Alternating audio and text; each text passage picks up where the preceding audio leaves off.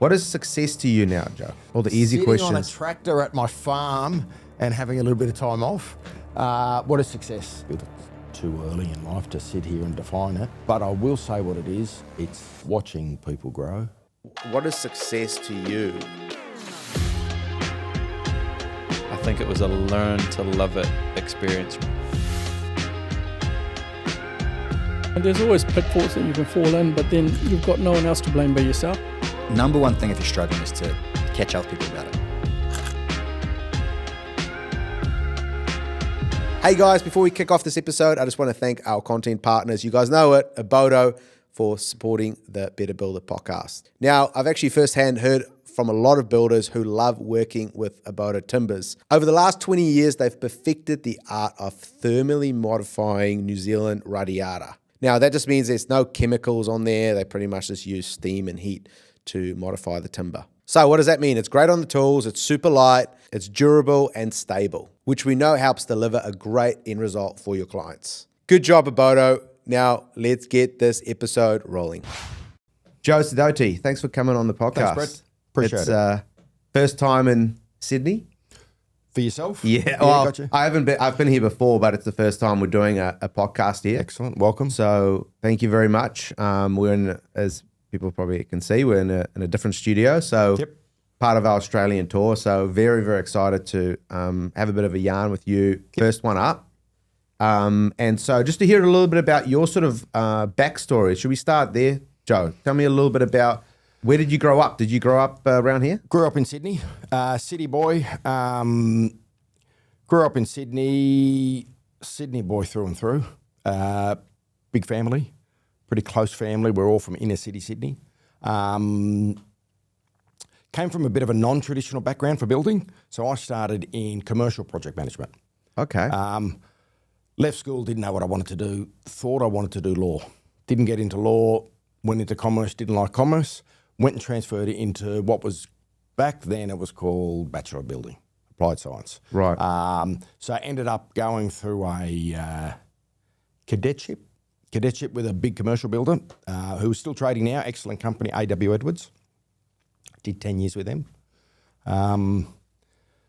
Spent about 20 years in total on the commercial PM side of things and did a full 180. And wanted to come back to small projects initially for myself and then for other people. Okay. Very cool. So you're in terms of, and I'll get into that in a sec, but you're Italian descent? Yes. Yeah, my father's Italian.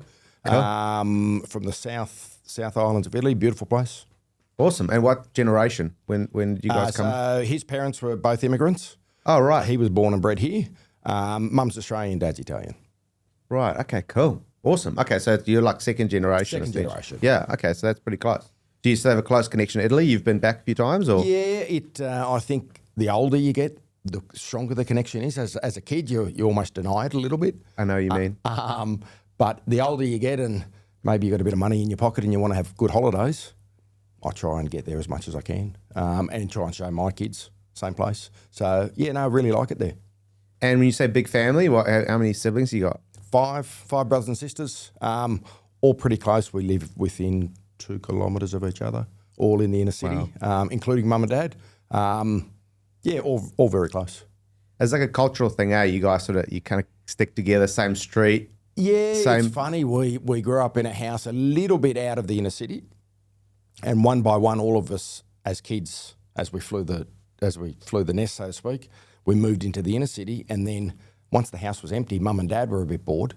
So they moved from where they were to the inner city. Right. They were a little bit lonely back in a big old empty house, so they followed. So we're in Balmain, inner city Sydney. Cool. And between Balmain, Birchgrove, Annandale, all pretty close. Yeah. Okay, awesome. Okay, so give me a little bit of idea then. So you then went into the cadetship. So did you finish your degree first and then you went into the cadetship? Is that how it goes? So A.W. Edwards, fourth generation commercial family-owned company. They've sold out now internationally. They typically would put through half a dozen cadets every year. Right. So you do your university while you're working with them. They put you through different roles, site roles, office roles, coordination, management, leading hand, all sorts of different roles. Try and give you as much exposure so they can work out which way to send you. 10 years with them, which was really good. pretty good training ground. They're known as a good good nursery, so to speak. From there, converted into apartment building in Sydney. Then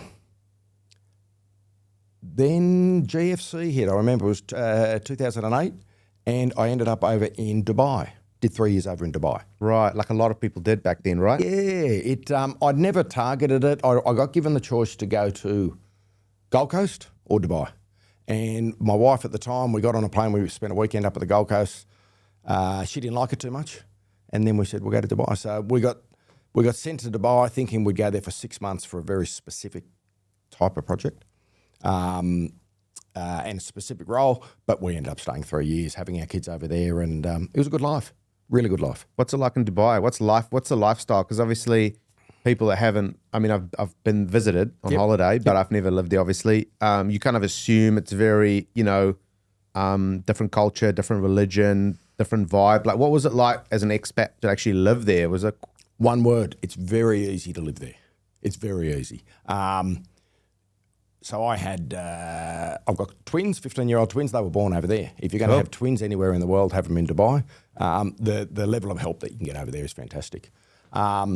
What's the life like there? It's very easy. No one owns their own house. You're not renovating your own house. You're not working on the weekends. You haven't got loads of family around you. So you're very independent, so to speak. It's you and your wife and your kids. Travel's easy. Money's good. Work is easy. In saying that, I think a lot of Aussies that go there always look to coming home, if that makes sense. Some nationalities that go there, they go there because they haven't got a choice about going back home. Might be South Africans or something. Their home life is not as good. But yeah, I always looked forward to coming home, but I enjoyed my time there immensely. Yeah. And it was on an enormous project. It was Palazzo Versace Hotel and an 80-story tower beside it. So the exposure and the size of the projects was fantastic. Right.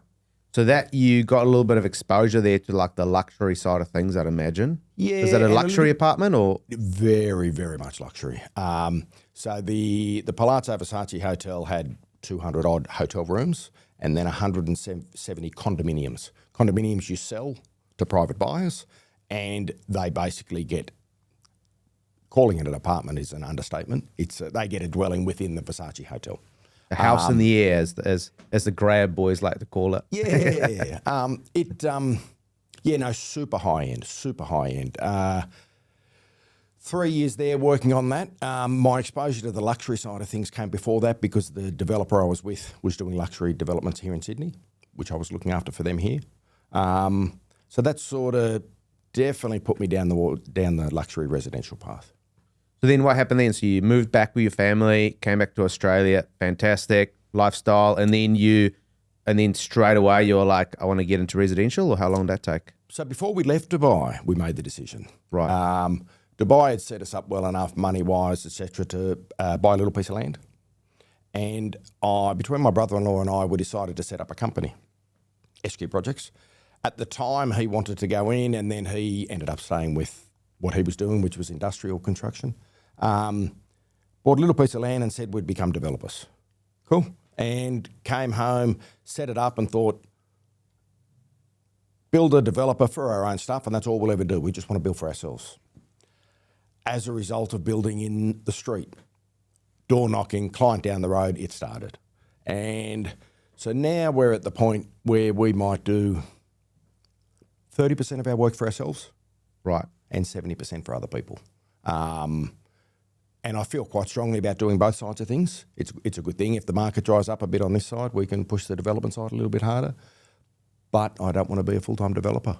I want to be a bit safer than that. Yeah, because if you're a full-time developer, you're always, what people don't realise, you're forced to develop. Because if you don't develop, you can't sit still.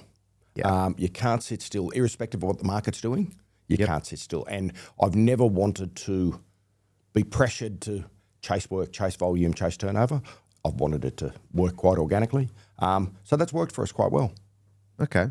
So then you, before I kind of move on from that, I want to know what difference doing the cadetship through the commercial operator versus, you know, I assume you have friends, you have people that have gone through the other route, maybe Trades. just like through the trades, Yep. been a chippy and worked their way up. What are the differences and what are the sort of, which one would you sort of recommend if one of your kids wanted to do each one? Interesting. It's funny, I come from the university side of things. I would recommend the trade side of things. It's always been a bit of a regret that I didn't do a trade because I've got a passion for it. And in saying that, after 20 years, I had to do a complete education as to how to build small luxury, very intimately connected projects rather than for a bank or for a developer. I would, depending on where someone wants to end up, I would encourage the trade path. I think the knowledge of a trade is unbeatable, and there's not enough trades in the country. So I think it's a very important thing.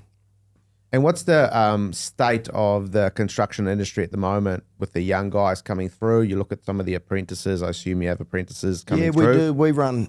We try and run apprentices because we find that's the best way to train your supervisors rather than going out and hiring a supervisor. Probably half of our supervisors come from apprenticeships within the company, and it's the best way for us to create the culture rather than hiring it. Apprenticeships are tough. It's there's not enough apprentices in the country, and there's not enough apprentices willing to go through the 3 or 4 years of training to get there. But an apprentice with the right boss, I think, can be years ahead of someone else by the time they come out of their apprenticeship if they've got exposure to the right stuff. Yeah. And is it all kind of like, what are the attributes that makes a good apprentice these days? What do you look for? Listening, straight out listening. We tell apprentices when we first meet them, we're not interviewing you for your building knowledge or building experience because you're green. We're literally interviewing you for what sort of person you are, what you want to learn. We're split down the middle fairly cleanly between mature age apprentices and straight out of school apprentices. We've had a lot of success with mature age apprentices. Right. One of our best supervisors, a female, she was in the world of fine arts. She wanted to get into carpentry. We put her through apprenticeship and she's one of our best supervisors now. But she didn't pick up a hammer till she was 28. Wow. So, and now she builds some of our most detailed inner city architectural type jobs, and she's got a real art for it. She's excellent.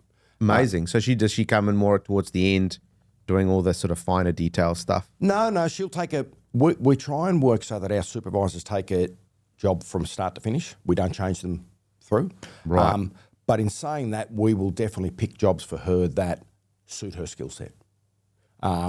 We've got other jobs which are very heavy on the demo excavation side of things. She will gravitate more towards the architectural side of things. So we pick those jobs for her. Yeah. And it just comes through to personality anyway, regardless of like the gender, right? It's just a personality thing and what people are good at. And we just had we had actually a female builder on a few months ago now, Bex, in New Zealand. In New Zealand, yep. And she was, she's actually gone through into project management now, but Gotcha. she was, she did building for a long time and she was very successful while she was doing that as well. So I think it's very cool getting the females into the trades and everyone has different skill sets. And I think so. Yeah. And I think it's something we've always tried to do at the company. You could line up our 5 different supervisors. They're all completely different people. And for completely different jobs. We try and pick them for the right job.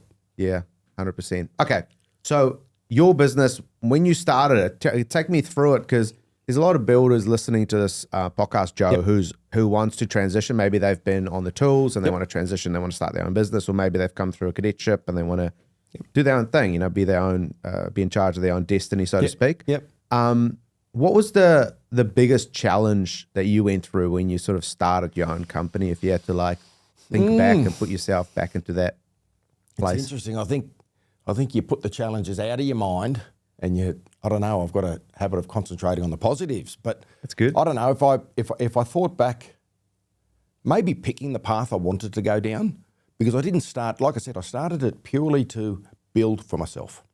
And it was a bit of an organic growth where I saw an opportunity that basically, listen, I don't know what it's like in New Zealand, but builders have a bad reputation here in Sydney. Clients are scared of builders. Clients are scared of doing a project, a development. Clients are scared of councils, all sorts of things here. So I just saw an opportunity there to service clients for everything they need. As compared to just a builder, we're going to tender it and then we're going to hand it over to you at the end. We try and do a little bit more at the beginning, a little bit more at the end. Jobs are very sophisticated now in Sydney. Houses are sophisticated. The level of services, the level of finishes. It takes a lot more than what it used to 50 years ago, so to speak.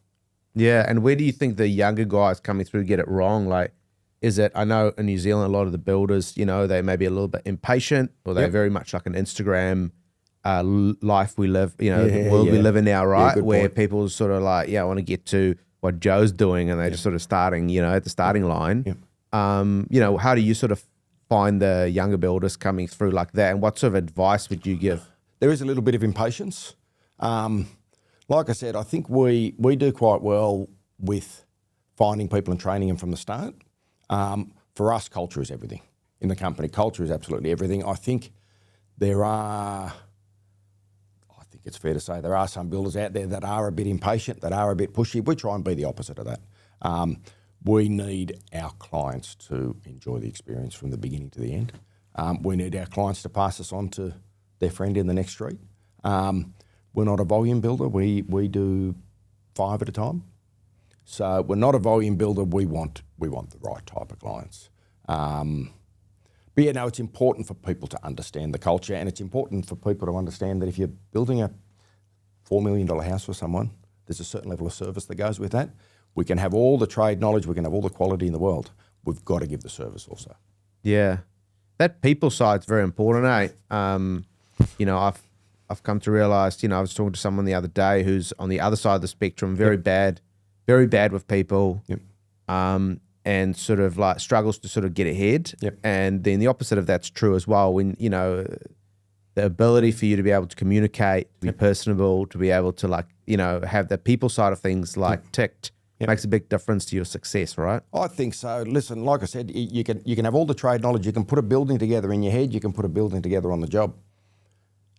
You ultimately have to be teamed up with the architect and with the client to deliver that building. And it's a moving beast. What the client wants at the end of the job could be different to what the client wants at the beginning of the job. So it is a moving beast. And you asked before about apprentices. I think listening is the biggest skill, rather than the assumption that you know everything. I think that's a very important skill. Yeah, no, that definitely makes sense. I mean, you can't understand what someone really needs. You can't really understand their desires and what they want if you don't listen. Not without listening. Yeah, that's right. Okay, so your company, yes, SQ Projects. SQ Projects. People always want to know, the sort of setup. Give me an idea. How big is your team? Who's on site? Who's in the office? What's your crew mix? Like the breakdown of qualified versus unqualified. Paint a bit of a picture for me there. So SQ originally stood for Sidoti Corello. Corello's my brother-in-law. Cool. We were going to set the company up together. Then he decided to stay on at the job he was in. He's now joined me in another company we've got called SQPD, SQ Property Developments. He's part of that company. The setup of the company, from the day I started, and I think it came from my background, I was trying to be anti-corporate, anti-established, anti-setup, anti-procedures. So I went a little bit old school. I wanted guys to believe in the way I did things. Sounds weird, but I wanted people that understood how to put a building together. I didn't want people that were good at contracts. I didn't want people that were good at talking. I wanted people that could put a building together and then I could teach them. So what's the setup? Generally, the number I quote is 24. So we run about 24 people direct. Out of those 24, it's a pretty even split. Might be 22 at the moment, but call it 5, 5, 5 and 5. So we've got 5 in the office, 5 supervisors, 5 working carpenters, leading hands, qualified guys, and apprentices, which are a little bit down at the moment, but might be 3 or 4 apprentices. The aim being that the apprentices are becoming the leading hands are becoming the supervisors. Anyone that comes from the trade side of things that wants exposure to the PM side of things, we try and offer that. We just had one guy that we put through his apprenticeship and he was on a path to becoming a really good project manager, decided he wants to pack up and move to Queensland. We sent him on his way a year ago, shook his hand and said when he comes back to Sydney, he's welcome. So I dare say we'll see him again, but he'd come straight out of school, done his apprenticeship. By the time he finished that, he hadn't seen anything, so we wanted to go out and see a few things. He'll travel a bit, hopefully he'll come back. On the management side of things, we got a lady in the office who comes from an architecture and planning background. She works in what we call project control. She's excellent.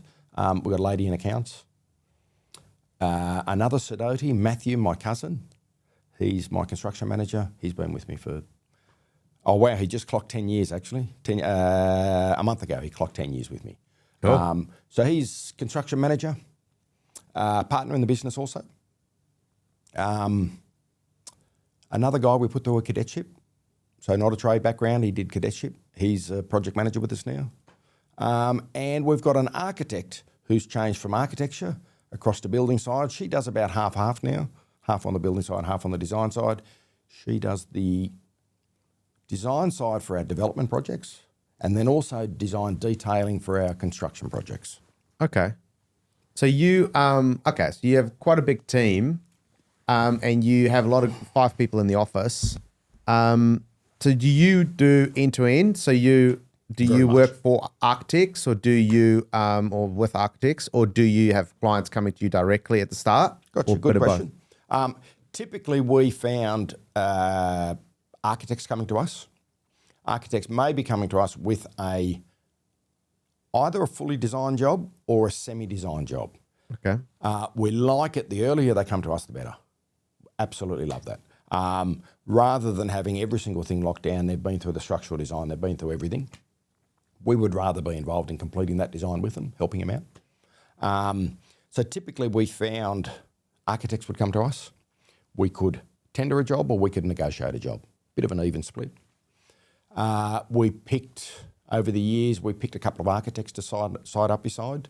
One in Sydney, Sam Crawford Architects, we've done 13 jobs for him. Fantastic architect. We were at a function for him last week. He's just celebrated 25 years in business. So we've stuck pretty close to him. Lately, we've noticed we're getting clients come to us without architects.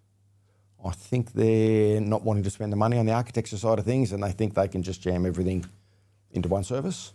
We're a little bit cautious about that. We will do a design and construct, depending on the nature of the client. Right. If we think it's right to send them back to an architect, we'll send them back to an architect. If we think it's right to in-house them, we in-house them. But it all depends on their needs. Yeah, and it depends on the reasons, right? If they come and you can tell they're a bit cheap and they just want to cut corners everywhere. Brad, you just said cheap. If they're coming to us because an architect's quoted them $100,000, that's generally the wrong motivation. Yeah. If they come to us and ask which architect should I partner with, that's a really good open. They're open to advice. But yeah, if it's just a matter of trying to save the architect's fees, bit of a red flag for us. I know in Auckland, like I've had my own construction business as well. Yep. So I understand a little bit about the sort of getting a project ready for construction, that sort of side. Yes. And a lot what happens is obviously the client goes see the architect, they draw everything up, get 3 builders to quote. Yes. They quote it all up and it all comes like, it's all 30% over budget. Always is, isn't it? Same here, right? So when you get in early, it's about designing, helping the architect design to budget. You can kind of give your input. And obviously if you've worked with that architect, on so many projects, he's probably comfortable for you to come in and say, hey, let's change the foundations or let's do something exactly different. Right. So rather than the client's committed a couple of $100,000 to their design documents and they've gotten to the end of that process, then they've gone to the market, then the 3 builders are the ones bearing the bad news. If the documents are semi-complete and we get invited to come in and comment, we will say, high level, we think this job is heading towards X. Cool. Are we comfortable with that budget? No, we're not. We'd like a little bit less. Cool. So straight away we know where to target. We'll sit down with the architect and we'll look at, can we redesign the foundations? Is there a smarter way to do something? How do you get projects in today's market? Like, how do you attract projects? Is it all referral based? Do you guys do a lot of marketing? Is it just all coming through the architects? How do you guys get business coming in? Marketing is fairly organic. My wife. She does a great job with the socials. Thank you very much. Yeah, she'll like to hear that. We've always aimed to not be polished. We don't want to be overly polished. We're builders, but we just want to provide a very good service and a quality build. So we've never tried to be too polished in that regard. You ask how do we get it? It's referral and it's experience. I think the older you get and the more grey hair you get, the more people respect you for what you can do. It was different 10 years ago. You know, I'd have to beg to get on a tender list. But over the years, you churn out some jobs, you get some awards. Master Builders in Sydney, very strong organisation. They run an awards night every year. We try and put our projects up for awards. It's good for the staff mainly, good for the staff and the subbies on the job that they know that their jobs are getting the awards. But yeah, I would say, more than tendering jobs, it just comes from the experience. You've got to build up the experience. Yeah, it's I've also come to realise that I'm almost 40 now, and in my 20s I was young, still young, right?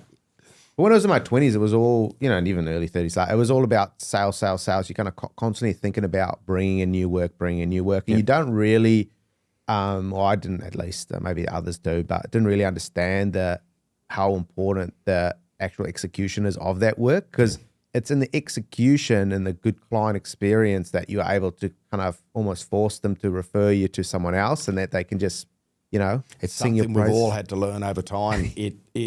I don't know, I was probably the same. The simple fact that you thought you could do it and you can do it and you want to do it, that's the tick in the box. It takes more than that. And I think I always, when we're targeting a job and negotiating or pricing or trying to put a job together, very, very genuinely, if we're not the right answer, we will say to the client, we're not the right answer, maybe that other person's the right answer. So it's got to be a natural fit.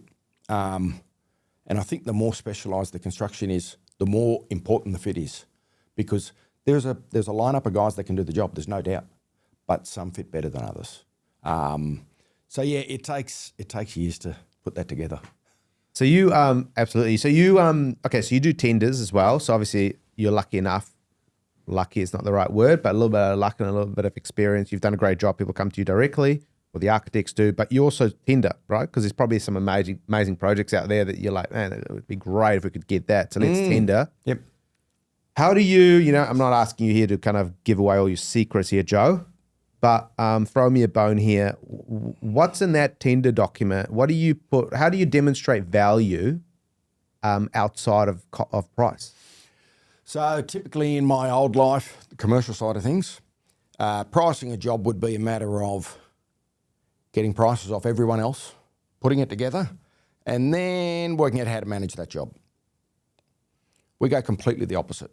We do all of the pricing. We very, very rarely do we go to the market during our pricing stage. Over the years, we have worked out what the windows cost, what the concrete costs, what the foundations cost, what the excavation costs. We try and keep it fairly old school. Our subbies are all repeat subbies. So our window guy we've had for 10 plus years, our gyprocker, our electrician, our plumber, they're all repeat guys. Some people may not agree with this, but we don't want to waste their time. So if we've got the job, we sit down and then we negotiate with them. But our pricing is done by two people, Matthew and myself. We try and do it fairly old school. We need to know how to put that building together to put the price on it. Yeah. Okay. And then what do you, how important is that? So a client comes to you. So it's not like the commercial space, not just numbers. People aren't just looking at numbers and schedule, and there's different. There's a bit of a soft skill required. I think so, and I think that's a hard lesson that the building industry's needed to learn over time, that there is service involved. I don't think it's any secret that people know that, builders have beat people up in the past, clients, subbies, whatever it is. It doesn't work. It doesn't work, not with the sophistication of the jobs we do now in Sydney. So how do we do it? So typically, if a client came to us and said, we would like to, you to tender or negotiate this job, they will say the package will come out at the end of November. Cool. We'll slot that in. Whilst we're waiting for that package, we will send them a package and we will say, this is us. These are the last 20 jobs we've done. These are the last 20 clients we've done. These are the current 5 jobs we're doing. Go to every single job. Meet the people and go and satisfy yourself before you're giving us the package. That might turn them off us. Generally it doesn't. But we want them to be, we want to be the preferred person by the time the packages come to us. So that let them be comfortable first. That's great. I mean, that's very Sounds open. like I'm doing a big sale here, but it just happens to be how. No, I mean, it's good. It's open. It's transparent. It's open, and if it's not the right fit, it's not the right fit. Is that alignment piece? We've spoken on this podcast a little bit about that, but like, how important is alignment? Because you almost want to, if they're not in alignment with you, it's kind of a funny word, but it's almost like if they're not on the same frequency, if they don't have the same vibe, you almost want to put them off when they come. So then when they go to one of your sites, they kind of meet the foreman or whatever, and they walk around or whatever, they meet the people, and they put off. Not because you guys are incompetent, but the vibe's off. Yep. That's almost a good thing, right? You kind of go, great, okay. Yeah, if you can weed that out at the beginning, that's excellent. And listen, we can have people that the vibe's not right and it's not the right fit. And we will genuinely say, for instance, let's pretend it's come through an architect that we've worked with. We will go back to the architect and we'll say, the project is excellent and we will obviously do what you ask us to do, but maybe we're not the right fit for this one. But how can we help? So then they might say to us, cool, who do you recommend? Or what do you think of X, Y, Z? It can't be a straight no. Yeah. You know what I mean? Offend some people. Yeah. In saying that, and you'd be aware of this, us putting a price on something, it's a lot of work. It's a lot of work. I throw around, it's between $5,000 and $10,000 for us to prepare a good tender. So that's a big commitment. So if we're pricing a job, we want the job. Yeah. You don't want to be pricing just for volume's sake. That's a big commitment at 5 to 10 to. And do you ever, so if there's a client, okay, there's someone they want to build their, say, a $4.5 million home. Yep.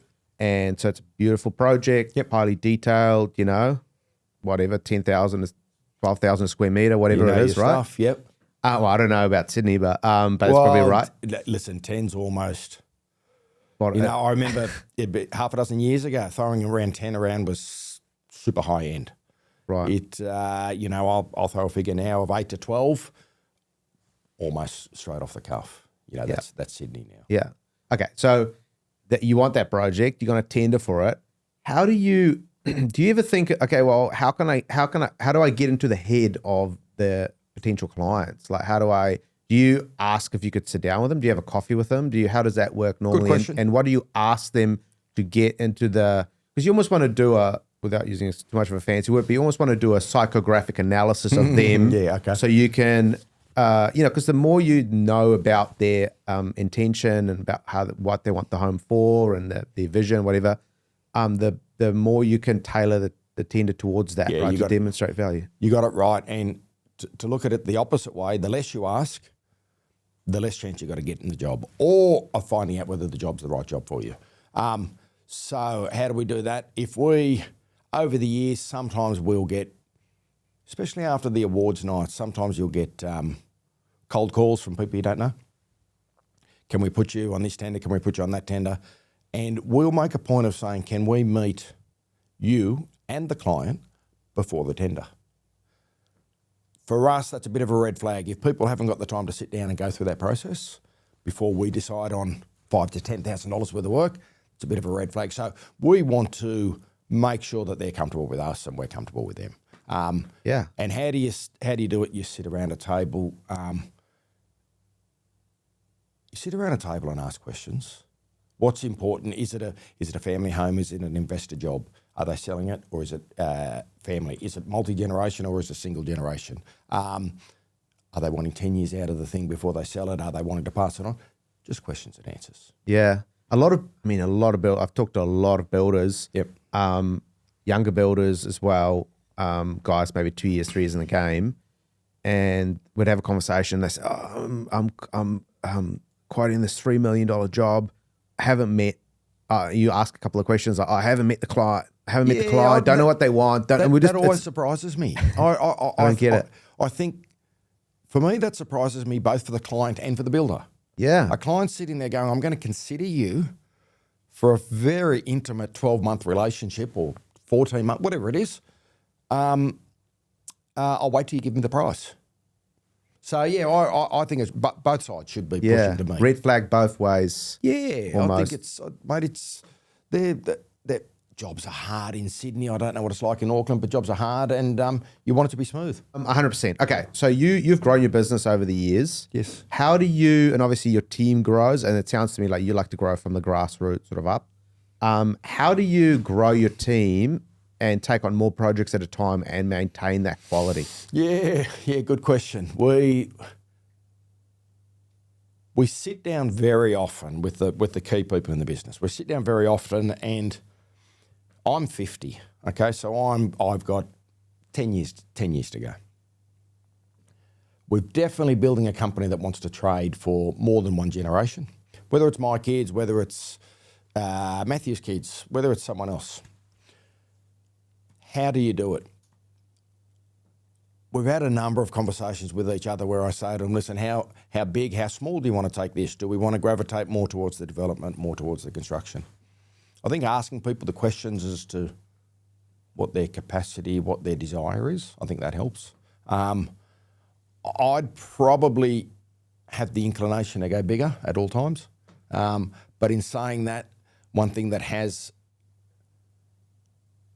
not capped things, but I've always kept in the back of my mind is the quality control, because I can't imagine producing 8 jobs at the same quality as we produce 5 jobs. Our level of trust in our supervisors is super high. Our supervisors have all got between 5 and 10 years just with us, let alone what they had before they come to us. So yeah, what's the perfect size? I think I'm at the perfect size now. I think I am, and I think I'm at peace with what it is. We've got a good mix of work for ourselves. We've got a good mix of architects that we work with. Yeah, that was a good question, but I think we're at the perfect size now. We're 5 or 6 jobs, 5 jobs at a time, $12 million a year. We always say we're not trying to retire off any job. We would much rather save, because we do our own developments, that's our speculative work.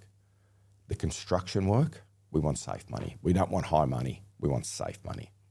Yeah, I think that's really good advice just for other younger guys as well. Because I think it's something's always got to give, and so you can't have it all. You can't go massive and keep the quality and keep your staff happy, because normally it's like that's the thing that goes. You can keep the high quality and you can grow big, but the staff is sort of run, like I know what you're saying. You just sort of like really have to lean on them maybe too much. So I think it's probably about keeping that balance. I think it's really, really, really important as well. Okay, so I want to know what the numbers are. So each construction business, it's a complicated beast. There's a lot of moving parts. It's not a simple, one-dimensional business. Nah, not at all. So what numbers do you look at? And this could be, accounting-wise, this could be headcount, it could be whatever. What numbers do you sort of look at, Joe, where you go, these are the numbers that are really important to me to make sure we're on the right track? Yeah, interesting. Interesting you ask. I do have some items we monitor constantly, but we also, like I said, we try and, before I mentioned, we try and be a little bit specific on each job. You'll hear a lot of builders say they'll only do cost plus work, or some jobs will only price it if it's cost plus. We don't like cost plus jobs. We don't want to do cost plus jobs. In my experience over the years, not myself, but in other colleagues, I think cost plus leads to a lack of discipline on the job, both from the client, from the builder, from the architect. Everything's an open book. Is that just because everyone's sharing responsibility so much that no one's accountable? And everything's comfortable. Everything's open book. Now, arguments never start in the first half of a job. Arguments start in the second half of a job. there's only one person that's going to be responsible for that cost blowout on a cost plus job, and it's the builder. Doesn't matter if it's another reason, doesn't matter if it's the market, doesn't matter if it's the client, the contractor, doesn't matter. So as a rule of thumb, we try and avoid cost plus. In saying that, almost every job we have has got some adjustable components within the lump sum. Sorry, I just lost my train of thought there. What were we talking about? No, I was talking about the numbers that are really important. The numbers. Yeah. So I mentioned before, our construction jobs, we want safe turnover. For our safe turnover, we'll go a lower margin. We've had, over the years, we've had a few guys that we've trained up and wanted to go out on their own. And one of the most common things I see is these guys, they'll go out on their own and they'll come back and they'll talk to me and they'll say, I'm pricing this job and this person's talking to me and it's very attractive and it's very flattering for them. And they'll say, geez, I'm going to price it with 20% margin. 20% margin doesn't matter if you're not getting that final check. So I find it very important. I'd rather have a lower margin, but have security of the money. The money might be coming from the bank. You might have the deposit at the beginning of the job, but the security of the money is more important. So talk to me a little bit more about that. So the security, so you mean as in like you've set it up so you're going to get paid? Is that what you mean by the security of it? So typically there would be, if you go back 15 years in our game, there would be this thought that the builder would start the job. They would get their first progress payment. Their first progress payment would be, retention would be getting deducted out of it. So you're 10% behind straight away. You're arguing for your money along the way. And it's not till that last final payment that you're getting back into the black. Typically now we find that it's, and I think it's purely due to demand, builders don't have to do that anymore. We will take a deposit at the beginning of the job. We will hold that deposit till the end of the job. So it gets credited at the end of the job. My opinion, that takes out the imbalance of money from the beginning. A builder that feels more secure is going to do a better job. A client that feels secure is going to do a better job.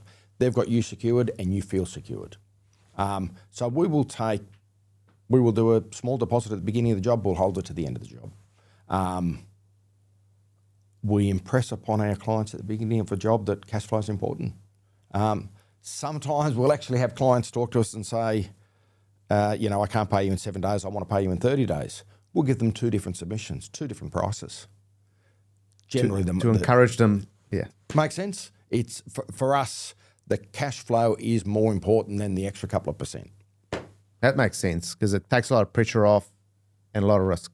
Yeah, Anderson, maybe I've got the luxury that I've got a few people around me, but for smaller guys, and especially say when I was starting out too, the cash flow is bloody hard to manage. Or, if I go back 10 years before I had the numbers of people I've got now, the cash flow is bloody impossible to manage because you're trying to run the jobs and then at some stage in a month, you've got to try and get that money in the door. So, and it's a tough lesson. You have a couple of bumpy periods. But for us now, I want the cash flow to not be an issue so that all the energy goes into the build. Yeah. Make sense? Yeah, that makes sense. If a builder's there spending all his money trying to pay a bill or trying to buy the material, he's missing out stuff on the job. So let's elaborate on that. So how do you set up your contract? So do you use do you guys have like a master builder's contract? Do you have your own contract? How does it work? Master builders, so MBA New South Wales, we almost exclusively insist on using a master builder's contract between us and the client. And do you have any additional clauses or anything like that? That sort of every blue moon we get someone that'll ask for it, but we try and stick to the standard. For us, if we're twisting and amending a contract, it's starting the wrong way. The contract for us, we always say to a client, it's going to get filed away and we don't want to read it again. We consider ourselves fairly non-contractual. We want to be there for the build. So we try and not amend it. We go with an MBA standard contract. I recognise the importance of that for clients. I recognise the importance of that for banks, any other stakeholders. Typically then back down the line with subcontractors, we try and go a lot lighter. I come from the bigger world. When I transferred across to this, I consciously completely relaxed that idea. And I mentioned here before, repeat contractors. Subcontractors, in my opinion, they want safe, same as us. They want safe money. We do a pay run every Friday. We can pick up the phone to any one of our subbies and answer the phone and they go where we need them to go. So I don't know. I think it goes a long way to look after people. Yeah. I had actually a construction lawyer on, like a New Zealand-based one, a couple of months ago. And he was sort of just talking about not being over like he was kind of saying, set up your contract. A solicitor was saying this. Yeah, he was very practical, because he was saying, hey, your contract's supposed to be an encouragement tool. Like you encourage people to act a certain way through your contract.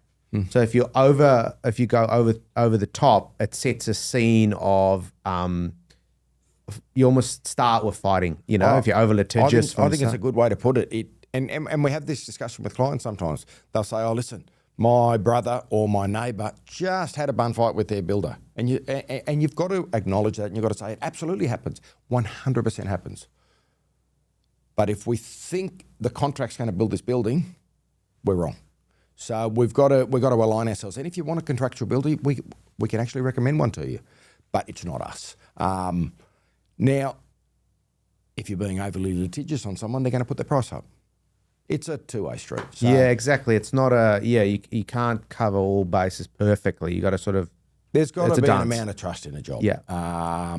And in my experience, and I think I'm seeing this more and more the older I get, the more a job gels between the client, the architect, and the builder, the better the job is. It's you can sit back over time and go, geez, I remember those clients and I remember that one.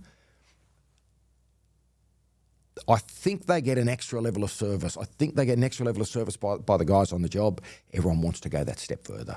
Yeah, and especially if it's that sort of highly detailed, you're literally solving thousands of problems. You're being asked to think about things in different ways and push the boundaries for compliances and details, and you're really being asked to push the boundaries to achieve those architectural details, and it makes you bloody uncomfortable at times, but for the right people, it's worth it in the end. And then you stand back and you look at that job and you go, wow. It's always a deep breath at the end of a job, but it's that's how the good jobs get built. You got to push yourselves. 100%. Okay, so you go through SQ Instagram and you scroll through and you go, man, these guys are just a massive success. Fantastic, almost easy right? on Instagram. It's all easy, right? Now, let's flip the coin. Yep. Let's talk a little bit looking back. Maybe it hasn't been recently, but like, talk to me through that time when you maybe have had the biggest loss in terms of, what's the biggest hit you've taken financially on a job? Someone didn't pay, something didn't go to plan. Yeah, it's a really good question. And in 14 years, I reckon there's been 2 instances. We've always tried to pride ourselves on being able to pick a job at the beginning that's going to succeed. We have had 2 hits. One of them was to the tune of $300,000. Took a long time to work through. We probably recovered half of it. There was some situations on the project that, listen, it wasn't to do with the building and it wasn't to do with the client. There was some personal issues that happened, and trust disappeared, and money got withheld. Half of the money got recovered, but once the trust was gone, it was difficult. It was really difficult. Now, at the time, this is many years ago, I convinced myself I was right. And I was right, but being right didn't matter because we were in the situation where the money was owed and I didn't have the money. So that was a big lesson. It was a big lesson that being right doesn't matter. You've got to provide the service so that the voluntary offering of that money at the end of every month happens without a challenge. So that was probably the biggest hit over time. And that hurts. What impact was that? Quite a big impact on your business at the time, cash flow wise, and that. Half of it, 150K or so. Yeah, it was. We were quite small at the time. It was also the fact of how long it took to get that money. Listen, people talk about cash flow and what to do when the cash flow is not there. In 14 years, there is 5 instances where you're putting more money in than you're pulling out. No doubt at all. Especially with our business because of the development side of things. So there are times when You are sitting down making a decision as to what do I feed in. We've always played the long game with regard to staff, with regard to subbies, that, this is going to sound naive saying it, but the cash flow will sort itself out if you've got the right people doing the right work. I think one thing that might have helped us is not trying to chase turnover. So if and when the market didn't feel right or the project didn't feel right, sometimes we will ask our senior people to step down a little bit and just go back to a trade just for a very short period of time, rather than force an issue. If you're going to force a project, you are getting into bed with someone for 12 months. So it's got to be right. Yeah, it's a big commitment. Okay, so and sorry, what you were mentioning, you said there that you learned a lot from that. How would you do that differently if you had to do that today? If that happened today, how would you approach it differently? Yeah, Brad, oh, wow. How would I approach it differently? I'd probably be calmer. I don't think I was very calm in that instance. I think it was 10 years ago, so I was younger and I was very protective of the company. I think that would be the biggest change. I think, keep in mind, we're not building for companies, we're not building for institutions, we're building for families. And I'll put my hand up and say, I think I might have gone a bit too hard at it. And I think everything froze up a little bit. So that was probably what I learned. Okay, cool. It wasn't going well. Let's sit down. Let's work through it. I don't think I approached it right back then. So I think softer touch maybe might have helped. I think so. I think it's maybe my age, but yeah, softer touch. Let's talk about family then, since you brought it up. Yep. You've obviously got kids. How many kids have you got? 2 kids, boy and a girl, twins, 15. Fantastic. A lot of people have twins. They just have the 2. It's enough. Well, once a stay, especially if it's a boy and a girl, it makes it easy.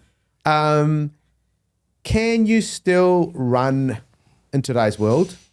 Builders listening to this, can they still have a really successful family life and a really successful construction business? If you've got a good wife. Talk to me about that. How important has it been for you to marry the right person and to kind of, because that balance, sometimes it's not, it's the opposite of balance, but how important is that? It's funny you say that because when I started the business, I just started a divorce. Okay, so I'd come back from the Middle East, had 2 kids, 2 young kids, and came back here and I was starting a business, and re-entry into Sydney after expat life was pretty tough. Right. And had a divorce. Cool. Like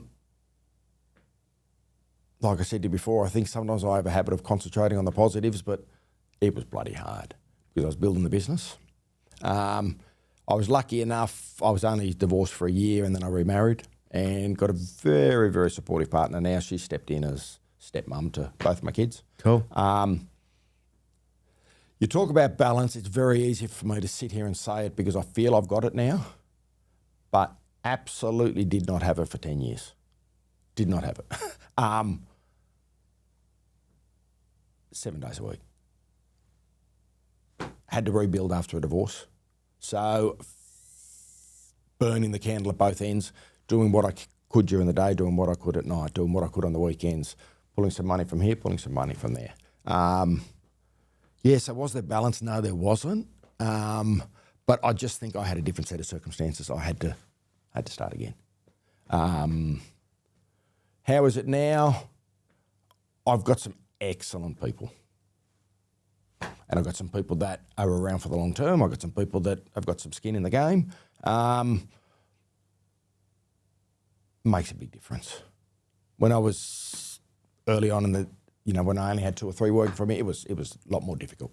But yeah, balance is important, and anyone can go hard for a period of time. Of course they can. They can't do it for their whole life. You've got to pick your times to back off a little bit and then step back in. And now that you have the benefit of hindsight, would you say that, someone in their, 30s or 20s or 30s listening to this, or early 40s, whatever, is it important to have that 5 years, 10 years of non-balance to set yourself up? Or would you, now that you look back, is it important to kind of be a bit more patient and play the long game? Like what's the right way? not possible without doing it. Yeah, I'll cut straight to it. We can all fantasize about it, and it's only with It's only with the benefit of hindsight you can sit back and say that. But if you are going to build a business, if you're going to build a team, if you're going to build a culture, if you're going to build projects, they don't come easily. It's funny you say this. I feel like I'm 60 years old instead of 50, but I'm going to say it. The earlier you can go hard, the better. I went very, very hard in my corporate life too, but that was for someone else. Cool. So they were getting the benefit of my work. And it wasn't until I was 40, late 30s, that I started SQ. So yeah, if there's a guy out there at 25 that hasn't got kids yet, that's the time to go for it. If something goes wrong, they can start again. But point being, the energy, the time, the inclination, they can do it. So, and I don't think that gets taught. The push to have a crack at something. I think people get taught, get this job, follow this, get this salary increase per year, etc. So I think people should be taught, have a go at a business. I don't think that gets done in this country. Yeah, especially if you're in your 20s, like you could like go for it, do 7 years, fall on your face, and you're still fine. You've learned a lot. I think so. And I just don't think it gets taught. I think we all get sort of brought up to go and get jobs. Does that make sense? Now, who's benefiting from you having that job? So, a big believer that you have a go. It doesn't have to be too imbalanced, but have a go. Generally, I don't know, in my experience I found, clients want to back good people. If they meet you, if you're a young 25-year-old chippy and you walk up to a client and say, no worries, I'll come in this weekend for you.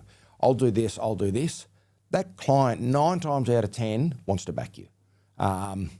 If you're not doing the right thing, forget about it. But if you are doing the right thing, people will back you. That's my opinion. Yeah. No, that's true. Especially when you're young and you're eager. I feel like people will find a reason to try to help you, to try to and trade on that. Yeah. If you know what I mean. If you're a bloody good tradesman, but you're a little bit weak at the business side of things, sit down with that client and say to them, I will put that deck together. I will put that extension together. I know what to do, but I'm terrible at this. Cool. So I'm going to need some help on cash flow. Can you pay the big bills for me? Do you know where I'm coming from with this? The honesty to say what you're good at and what you're bad at. There's no use sitting there trying to pretend that he's got an accountant sitting back in the office doing everything for him. He can say, I can do this. So the more honest you can be about your skill set, I think the better. Yeah, I think that's great advice. What is success to you now, Joe? All the easy questions. Sitting on a tractor at my farm and having a little bit of time off. What is success? I don't know. I feel it's too early in life to sit here and define it. But I will say what it is. It's watching people grow. I know it sounds a bit altruistic saying that, but I get a real buzz out of it. Watching an apprentice come through our ranks, watching a cadet come through our ranks, watching someone that says, I don't know if I can do that, doing it. Putting someone a little bit out of their comfort zone, and then at the end of the job, having the client sit down and say to me, XYZ just did an amazing job. For me, gives me a real buzz. That's awesome, mate. Yeah, it's funny. We were actually talking before. I feel like how some people start their career very altruistic and then they get more selfish later on. But the opposite is also true a lot of the times, where you start selfish and then you become more altruistic. So you start to because you want to make money. I'll put my hand up and say that. I reckon I started selfish. I was working for other people and I wanted the accolades for myself. I wanted to say I did this job and I did this and I learnt this and someone would back me to do this. I think I can genuinely say now that I get more enjoyment out of now keep in mind, the more my people grow, the longer my business is going to go. I can't do it forever. I'll be too tired in 10 years' time. So, I get a real buzz out of that. Just seeing people grow. Yeah. So when you run a construction business, it's obviously it's stressful. Obviously you just talked about it's really satisfying. You see people all the grow. benefits at the moment, aren't you? And you can hear the benefits, and that's great. But there's sometimes that it's tough, and you get those sort of 2 a.m., 3 a.m. You wake up and You're thinking about a problem. You're thinking about a problem. Mentally things are not going well for periods sometimes, right? Especially when it's bad news after bad news after bad news. Have you ever struggled with keeping it together, and what sort of practical ways that helped you to sort of snap your way out of that? We have a saying with our guys, whenever we're sitting down, every now and then, and it might be one job out of 5, always needs a little bit more attention. We have a saying that we've got to keep our mind on the end. The client has not put up 50 buildings in their time. The people that they're partnered up with have. We might get a lot of attention throughout the job, and there might be some things to resolve, but we do know how to get to the end. We've got to be smart how to get there. So we always say we have to pick them up and carry them to the end, if that makes sense. On any job, there's always a couple of bumps and bruises, but it's got to be, if the concentration is always on the end and not winning an individual thing here and there, I think it works. And I think a client can see that. Sometimes you've got to say, geez, this is a bit bumpy here, but wait, next month is when you start to touch and feel everything. So maybe it's just that knowledge that if you do have the team behind you and if you follow the process, it will get there in the end. Maybe it's blind faith. I don't know, but yeah, you've got to know that you can get to the end, because if you get stuck on every speed hump, you're gonna, you give up, you'd walk away. But I think it's knowing that you've got the right people there to get to the end. Yeah. And if you look back, what's the, and just in business, I probably should have asked it even earlier, but like in business, what's the hardest time you went through as a business owner? Probably realising that I had to get to the point where I had to develop other people and had to let a bit of control go. Was there a moment there that you can remember that you were like, well, it's just this revolves around me, and it's going to revolve around me for Yeah, there was. If you asked me to pinpoint exactly when it was, listen, if it's been going for 14 years, I can tell you it was probably 7 years ago. Okay, for maybe a little bit less, but for the first period of time, you think you've got to do everything and you're responsible for everything. And I think it's just with a bit of maturity, you start to see the people that you're investing in step up. But yeah, that was probably my mistake, holding on for a little bit too long. When I say holding on for too long, thinking I was responsible for everything. So that's probably the hardest point, just that tipping point, and letting go of control a little bit. But I think if you've set it up right, there's always going to be bumps and bruises, but it gives back to you in the end. And then, we've got people now that, we've put through 6 or 7 years of training. Now they're training.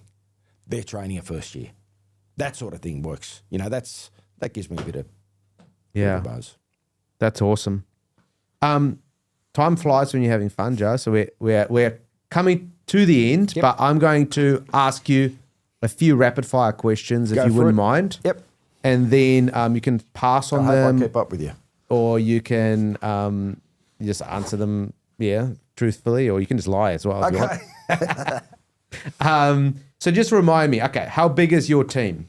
I said 24 before. I reckon it's 22 at the moment. 22 direct staff. Cool. What is your crew mix, qualified versus unqualified on site? 3-4 apprentices at the moment. Unqualified, but getting towards the end of their training. All of the supervisors all qualified. All of the carpenters all qualified. And then we've got some uni guys. So okay. You're probably asking about labourers and that sort of stuff too. Generally, we don't run a lot of direct labour. So we'll run our carpenters. Direct labour, we don't. At the moment, we're running my nephew who's studying at university. So we're running him as a labourer, and another guy who wants some part-time work. But generally, we're wanting to run apprentices rather than labourers. Right, okay. Just to kind of build up that next generation. Yep. How many projects did you complete last year, Joe? Last year, 23 was a busy year. We probably handed over 6 last year. We've just come out of a very busy phase. So 22, 23 was the biggest we've ever had. Little bit lighter now, which is a good thing. I think we all needed a bit of a breath, which is a good thing. But yeah, we would have handed over 6 or 7 projects last year. And give me an idea of the sort of average project value that you guys sort of play in. Handed over last year, average was probably $2.5 to $3 million.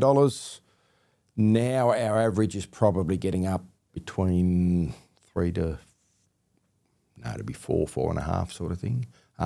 We're consciously targeting less jobs, bigger value, consciously. Okay. Yeah. Our sweet spot used to be, we always used to say it, our sweet spot used to be $2 million. We'll still do $2 million work, no problems at all. We'll do a $1 million job for the right person. But our sweet spot now would probably be $3.5, $4 million. Beautiful. Turnover, range, under 1 mil, 1 to 3, 3 to 5, 5 to 7, 7 to 10, 10 to 15, 15 plus. We've gone up as high as 10. We gravitate at the moment in the 3 to 5 with a couple of 1s and 2s. The set of brain skills required on the 3 to 5 is what suits us. Yeah. So yeah, that's our sweet spot. What's the lowest gross profit margin building companies should be aiming for, do you reckon? 20% gross, 10% to run the company, 10% net. I think depending on the volume of what you're turning over, if there is enough volume there to sustain it, yeah, price at 20, the company might cost you 10 to run, maybe a bit less, maybe a bit more. And development in Sydney, what development margin? You need a lot more margin because there's a lot more risk. Typically, both ourselves and banks, financiers, anyone, if it's not high 20s to 30, it's not feasible. Right. It has to stack up. It's a little bit tougher now. Depends on what level of cash you're putting in. But yeah, listen, if a project at feasibility stage is stacking up at 25%, keep looking at it. If it's not, put it down. And what product is that? Is that like a terrace? So at the moment, for instance, we've got an old warehouse in Newtown, inner city, right on the rail line there. We have bought that DA design and we're going to make that into 5 warehouse residences. Product mix is $2.5 to $3 million. 5, no pre-sales. We build, we'll market them, we'll sell them. They'll hit the market end of next year. Our own developments are anywhere between, it could be a duplex, could be a triplex. This one's a quinplex. We've never said that. There's 5 of them. Generally, we want them a little bit creative, a warehouse, a laneway residence, something a little bit kooky in the inner city where we can put a bit of a twist on things. Yeah, bit of a unique kind of offering. Yeah, definitely. Yeah. QS or price yourself? Ourselves, every day. Free quote or paid quote? I reckon once in 14 years I've asked to be paid for a quote, but if we do say that, listen, it's generally just to test whether or not they're committed. Without the tyre kickers and... That's it. And sometimes we'll say, no worries, if you do want a quote, we will charge you $5,000 for it. We'll give it to you off the build. It'll be credited back to you. It's not something, we get involved in a lot, but sometimes you have to say it to deal with the inquiries. See what answer you get. That's it. Texting or talking on the phone? I'm a big texter. My guys are big talkers. I think I'm better at texting. Would you rather have a beer with an architect, a subby, or council member? Subby, then architect, then council member. Subby every day of the week. Good fun. Yeah, absolutely. They're our key. Are you a jock or a hippie? Half. I reckon I go both ways. Wine or whiskey? Whiskey. These days, building business owners are too impatient, forward thinkers, or hard workers. I think the days of being just a hard worker are gone. You need more. It's a lot more involved now. Are you too mean or too nice to your staff, Joe? I can confidently say too nice. That's good. But they deserve it. Maybe I've got to be nicer. In my old days, in the corporate days, I was mean. Didn't enjoy it. Yeah, it's a bit different, especially the commercial space, a bit tougher. Since you're such a big texter, what's your most used emoji? Thumbs up. Thumbs up. Easy. I'm a dinosaur like That's that. a boomer Brad. one. Mate, that's Just the only one I know. The dad one. Thumbs Yeah. up. Okay, what's your favorite business or business book or resource? I'm embarrassed to say this. I'm not a big reader. I'm a big talker and I'm a big listener. Best business resource? People. And it can be from our industry, it can be from a different industry. Talking. Guys that are 40, girls that are 30, talking to people in different positions. Asking a lot of questions. 100%. And I think most of my people will say this. If you ask them, I probably talk too much. So that's my biggest resource is people. Beautiful. Last question, Go Joe. for it. Did you have fun? Still having fun, Brad. Yeah. Still having fun. Definitely. Awesome. It's been very enjoyable. Awesome, mate. Yeah, thank you so much for coming on the podcast, Joe. I really appreciate it. Thank you, Brad. Very first international guest. Hey. So lovely. you should feel very honoured. And I think a lot of guys would have got a lot out of this episode. So Thank I appreciate you. it. Hope so. Cheers.